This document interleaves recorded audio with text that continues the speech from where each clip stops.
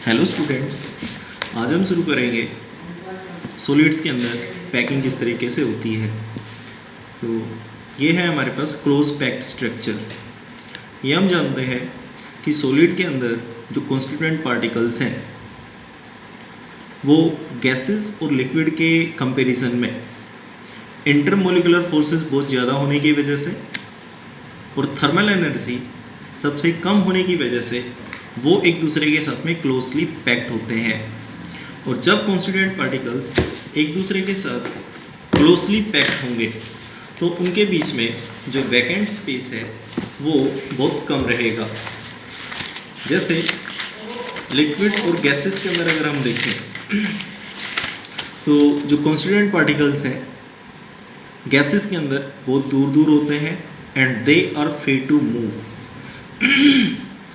But in case of liquids, the intermolecular forces are stronger than gases, so that these constituent particles come closer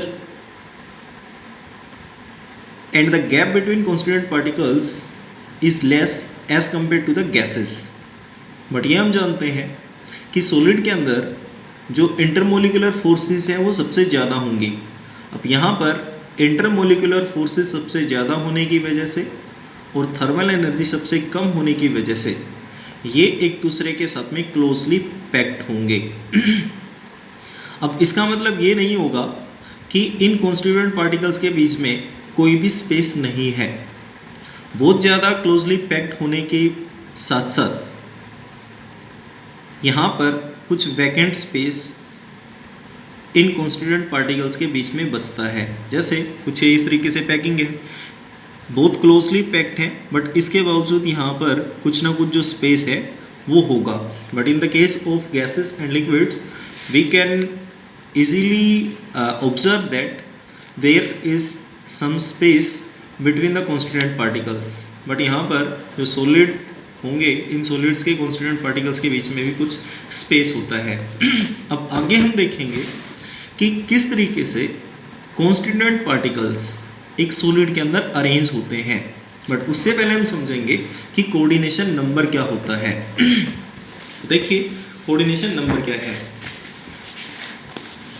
किसी भी solid के अंदर जो constituent particles हैं वो तीन तरीके से अरेंज हो सकते हैं। एक 1 डायमेंशन में, दूसरा 2 डायमेंशन में और तीसरा होता है 3 डायमेंशन के अंदर। तो होगा ये कि किसी भी पैकिंग के अंदर किसी एक कॉन्स्टिट्यूएंट पार्टिकल के साथ में कितने एटम्स उसको टच कर रहे हैं, मतलब उसके नेबर में, उसके पड़ोस में कितने एटम्स और हैं। जितने एटम किसी एक कॉन्स्टिट्यूएंट पार्टिकल को टच कर रहे हैं वो ही होगा उसका कोऑर्डिनेशन नंबर। जैसे अगर हम इस एटम को ले लें तो इस एटम के साथ में 2 एटम्स टच कर रहे हैं, एक और 2, तो इसका मतलब ये होगा कि इसका कोऑर्डिनेशन नंबर 2 है। सेम इसी तरीके से अगर हम यहाँ पे आए तो अगर ये आपका कॉन्स्टिट्यूएंट पार्टिकल है, अब इस कॉन्स्टिट्यूएंट पार्टिकल के चारों तरफ आपको देखना है कि कितने एटम्स इसको टच कर रहे हैं। हम यहाँ पर एटम कंसीडर करेंगे। एक एटम ये टच कर रहा है, दूसरा ये है और तीसरा एटम इसको ये टच कर रहा है, तो इसका मतलब इसका कोऑर्डिनेशन नंबर 3 होगा।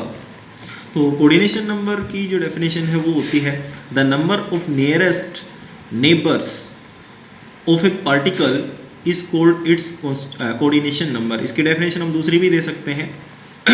किसी भी एटम के नियरेस्ट जितने एटम्स या फिर किसी कॉन्स्टिट्यूएंट पार्टिकल के पास में कितने कॉन्स्टिट्यूएंट पार्टिकल्स इसको टच कर रहे हैं वो इसका कोऑर्डिनेशन नंबर होगा।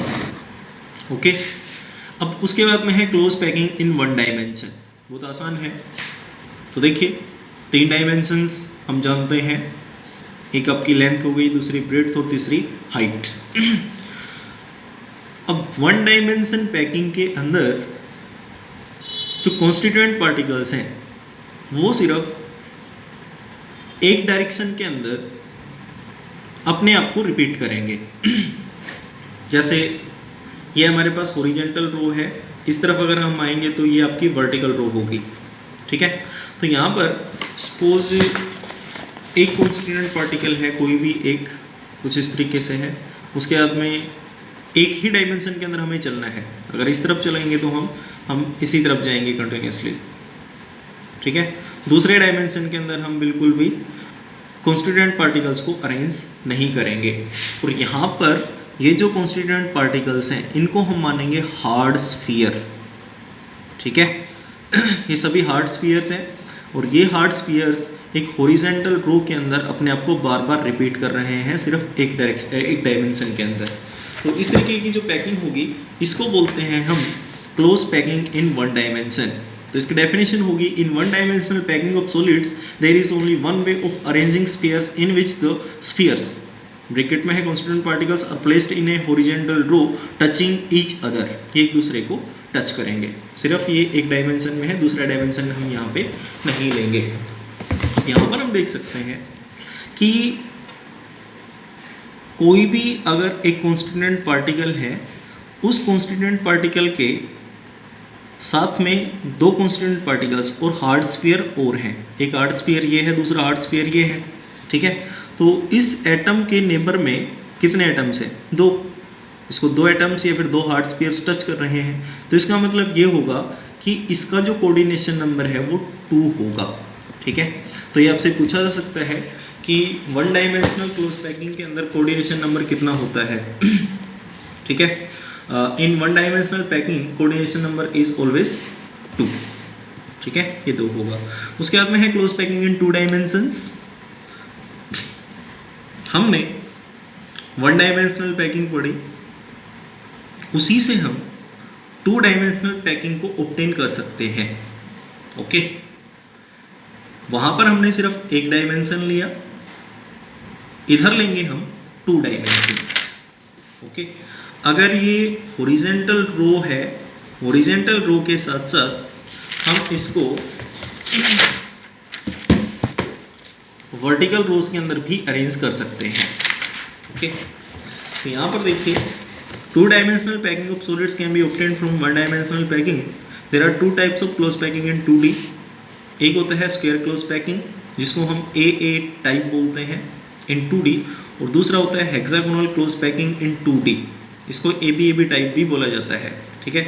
ये होगा आपका SCP स्क्वायर क्लोज पैकिंग, और ये है आपका hexagonal close packing HCP, okay. तो square close packing in 2D, ये देखिए किस तरीके से है, बहुत आसान है। हमारे पास कोई भी एक वन डायमेंशन वाली रो है, ओके। अब स्क्वायर क्लोज पैकिंग में हम करते ये हैं कि सपोज इसको मैंने माना A लेयर, ठीक है। अब इसके जैसी सेम लेयर हम यहाँ पर पुट करेंगे, एकदम इनको टच करते हुए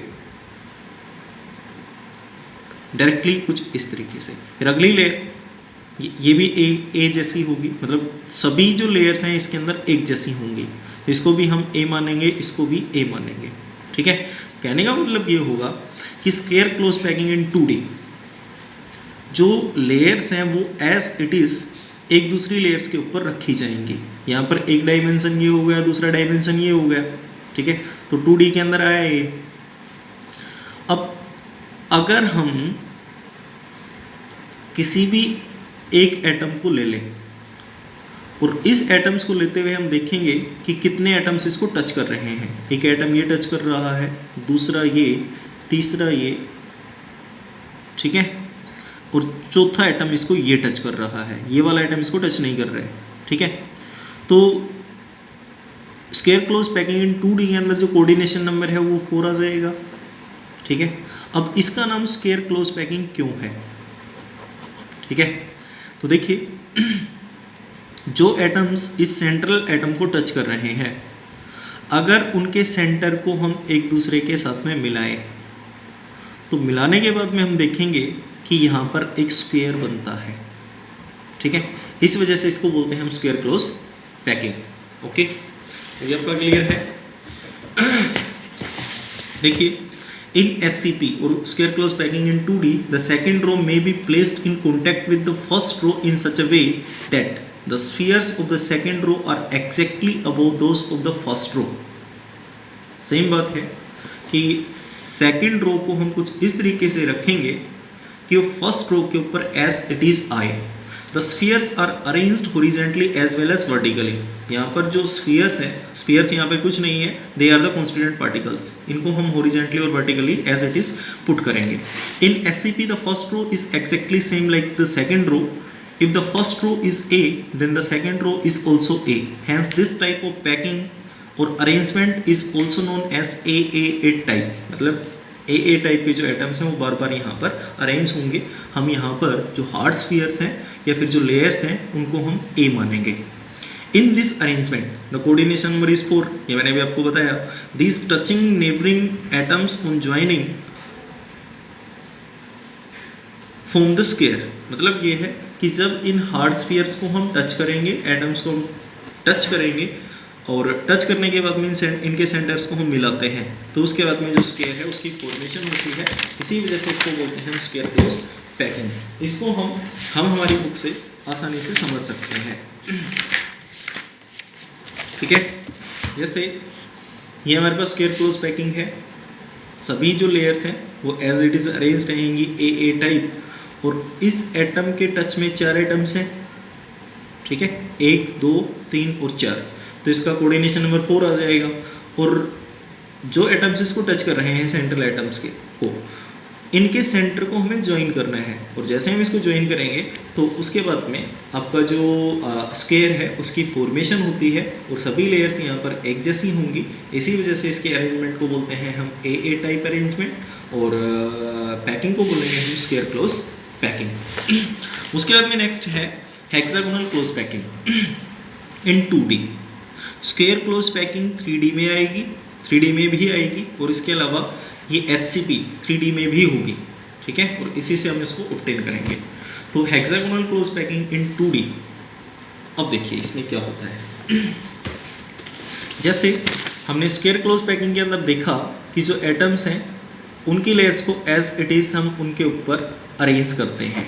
ठीक है, बट हेक्सागोनल क्लोज पैकिंग के अंदर अरेंजमेंट का जो मेथड है वो कुछ अलग होता है। ठीक है, तो यहाँ पर इसको माना हमने ए लेयर।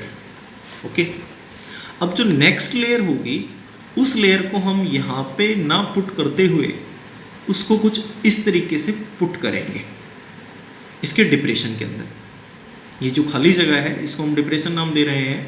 ठीक है, ये जो गड्ढा सा है दैट इज़ द डिप्रेशन। और अगले एटम को इसके डिप्रेशन में, नेक्स्ट एटम को इसके डिप्रेशन में। ओके, सेम ये इसी तरीके से चलता रहेगा।